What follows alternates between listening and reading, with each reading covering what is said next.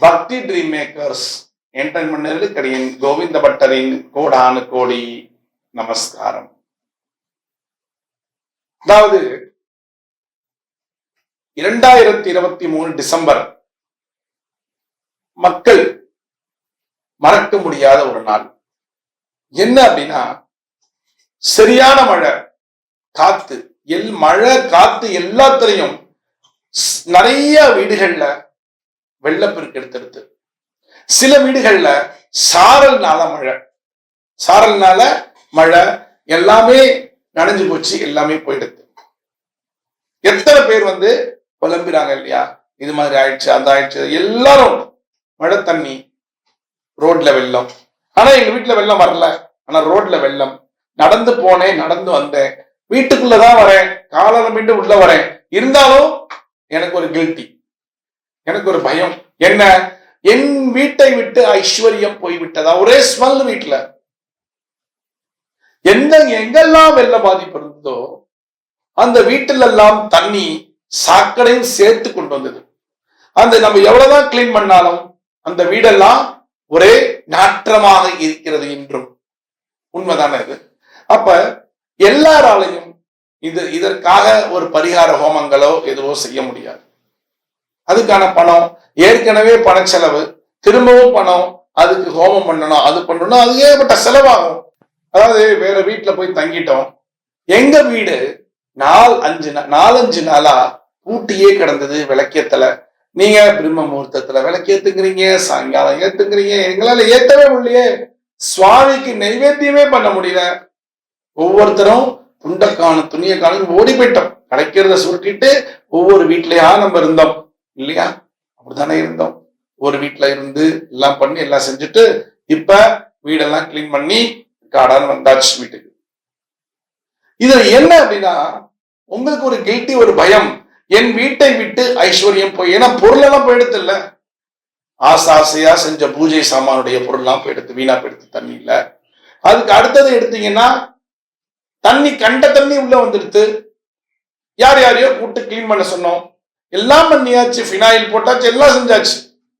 பழையபடி எங்க வீடு வந்துட்டே இருக்கு, பூஜை பொருள்கள் வாங்கி வந்தாச்சு, எல்லாம். இருந்தாலும் ஏதோ ஒரு பயம், ஐஸ்வர்யங்கள் எல்லாம் போய்விட்டது அப்படிங்கிற ஒரு பயம் உங்களுக்குள்ள இருக்கு. என்ன பரிகாரம் பண்ணலாம் அந்த எண்ணமும் இருக்கு. எல்லாராலையும் யஜ்யமும் ஹோமமும் பண்ண முடியாது இல்லையா? அப்ப என்ன பரிகாரம் பண்ணா நம்ம வீட்டுக்கு திரும்பி லட்சுமி கடாட்சத்தை கொண்டு வந்துடலாம்? ஈஸியான பரிகாரம் சொல்றேன்.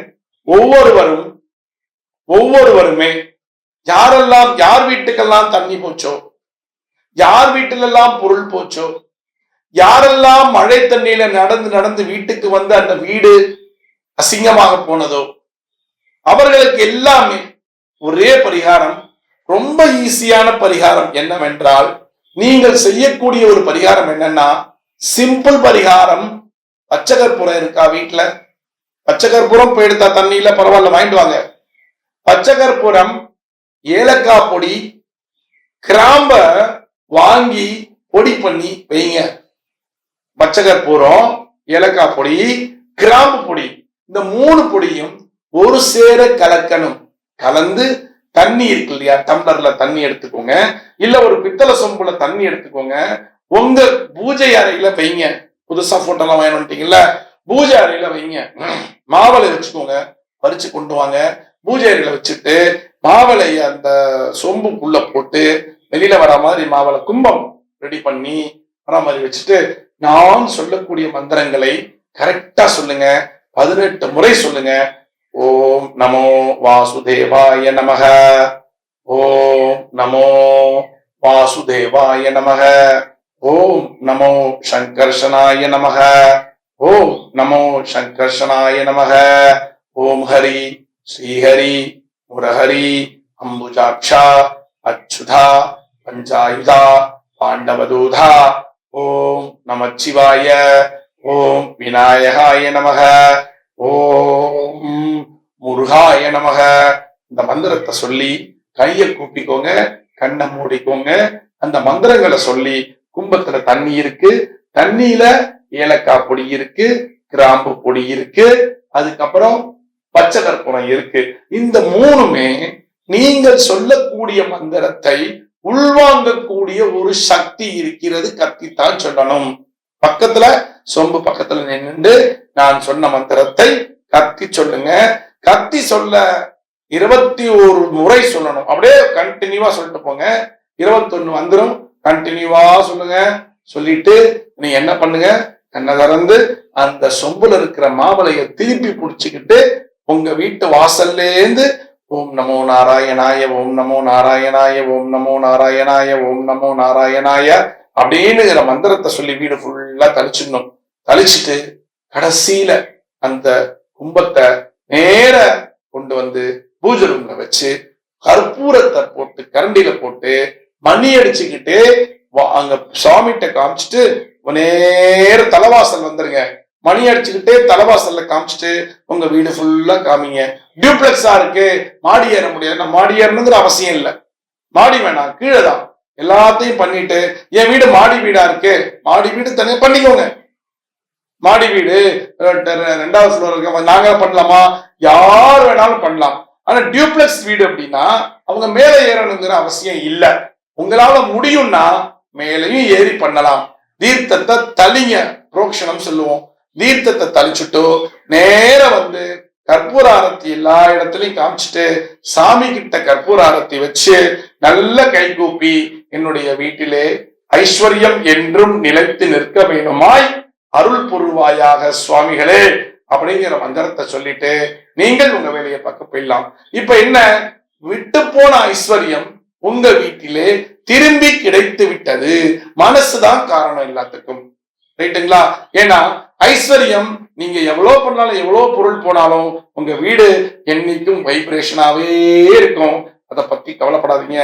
நாற்றம் ஒன்றுதான் இருக்கும். ஏன்னா உங்கள் வீட்டிலே இருக்கக்கூடிய செங்கர்களுக்கெல்லாம் உயிர் உண்டு. நீங்கள் சொல்லக்கூடிய மந்திரங்களையும் அந்த செங்கற்களானது கிரகித்து கொண்டிருக்கும்.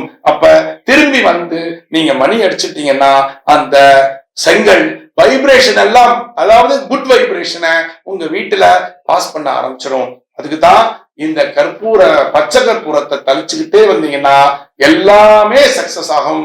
அதனால கவலைப்படாதீங்க, பயப்படாதீங்க. முதல்ல போயிடுச்சு ஐஸ்வர்யம் போகாது. இருந்தாலும் உங்களுடைய மனசாந்திக்காக நீங்கள் இந்த பரிகாரத்தை செய்தீர்களே ஆனால் திரும்பவும் உங்கள் வீட்டிலே ஐஸ்வர்யம் நிலைத்திருக்கும். கவலைப்படாதீர்கள். இந்த பரிகாரத்தை பண்ணுங்க. பரிகாரத்தை பண்ணி மந்திரத்தை சொல்லுங்க. இந்த மந்திரம் சொல்ல முடியலன்னா பரவாயில்ல, ஓம் ஹரி ஸ்ரீஹரி முரஹரி நாராயணா நமச்சிவாயா, அவ்வளவுதான்.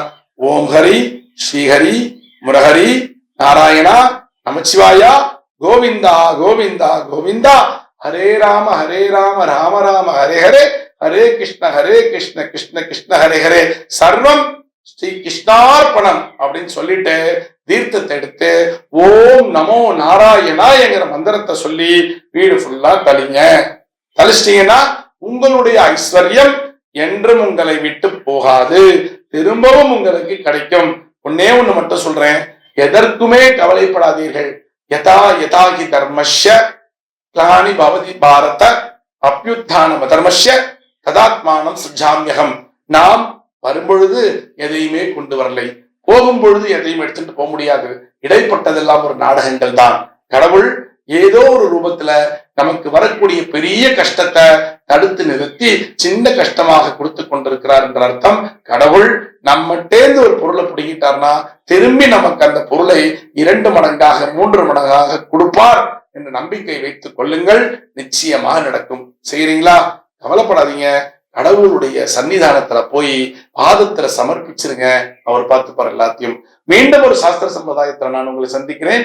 பக்தி ட்ரீம் மேக்கர்ஸ் என்டர்டைன்மெண்ட் நேருக்கடியின் கோவிந்த பட்டரின் கோடானு கோடி நன்றிகள்.